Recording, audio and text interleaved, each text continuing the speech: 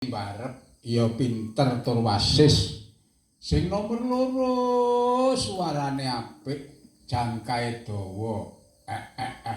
Sing nomor telu ya pinter. Enten dawuh mo? Wonten dawuh mo? Anang apa, Pak? Aku iki arep nyabawa. Arep nyabawa karo kowe nanging sabawaku kuwi mau kaya dene ndara-ndara kae. Engko saurana, Duli. Anggih, Pak. Kula namung nderek kemawon. Nulung kareng padha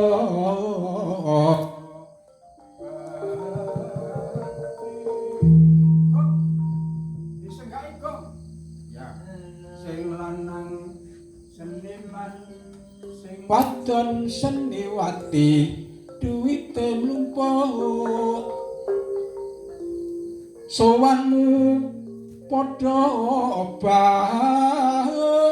suki janji kabeh kowe rasa tuju sawahe jembar-jembar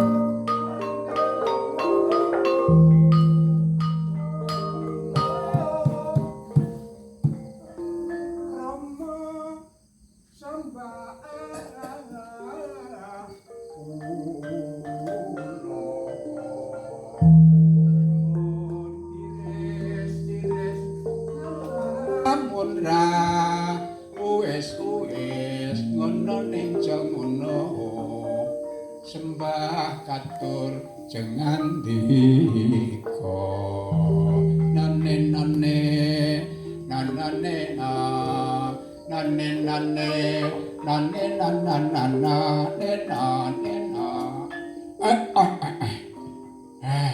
kene ya wasis Duli tembangmu apik Duli Petruk padha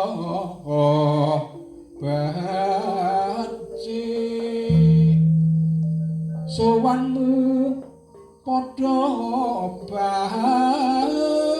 suki klambi abang nganggo slendang biru regane ora larang tulima entuk telu nyelawe ya kaya kuwe Doromu eneng apa? Bapakmu iki sehat waras kok tangisi. Atur sembah. Ya tak tampa Duli. Tak tampa. Duli Bagong padha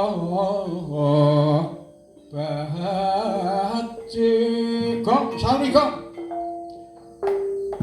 sing lanang seniman sing wadon seniwati duwite mlumpuk rama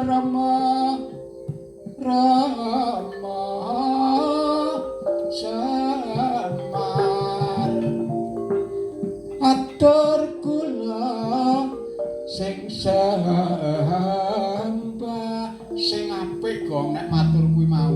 Lah piye to kurang kepiye? Matur sing apik. Iya Kang.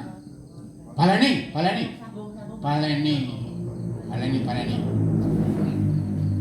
Matur. Atur kula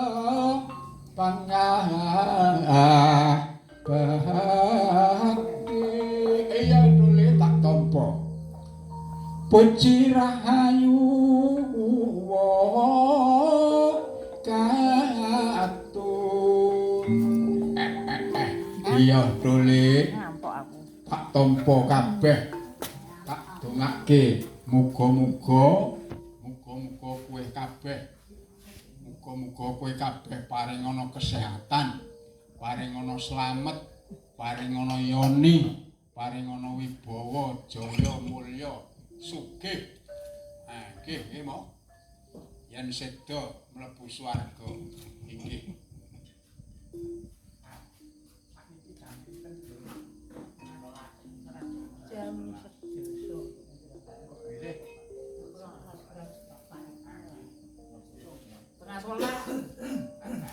Dole. Para sedulur niki mbok bilih dipun cekapaken sak manten rumiyin menjang dipun sambet malih. Mbok bilih enten atur ingkang